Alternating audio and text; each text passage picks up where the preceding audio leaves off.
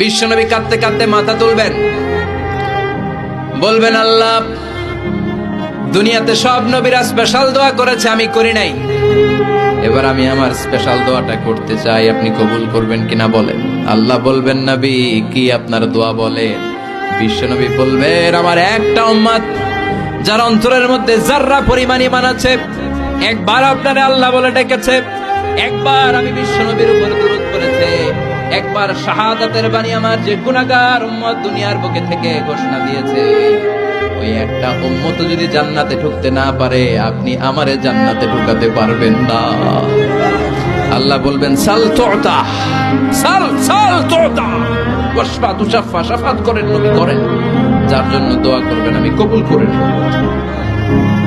দুনিয়াতে বিশ্বনবী কম কষ্ট সহ্য করে নাই। 3 বছর শিয়াবে আবি তালেবে জেল খেটেছে। কয় বছর?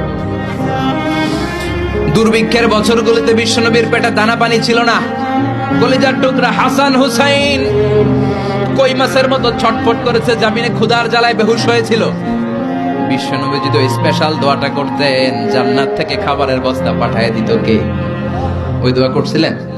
জেলখানায় আল্লাহরে বলছিলেন, আল্লাহ স্পেশাল দোয়া করলাম, জেল থেকে মুক্ত করে দেন, করছিলেন? যুদ্ধের ময়দানে নিজের দাঁত ভেঙেছে, উহুদের ময়দান সাক্ষী, বিশ্বনবীর মুবারক রক্তে উহুদের ময়দান রঞ্জিত হয়েছে। সেদিনও বিশ্বনবী ওই দোয়াটা করে নাই। চিল্লায় বলেন ঠিক কিনা? তায়েফের ময়দানে বিশ্বনবী কয়েকটা জায়গায়, 3 জায়গায় বেহুশ হলেন। বিশ্বনবীর মুবারক দেহ বেয়ে রক্ত ঝরলো।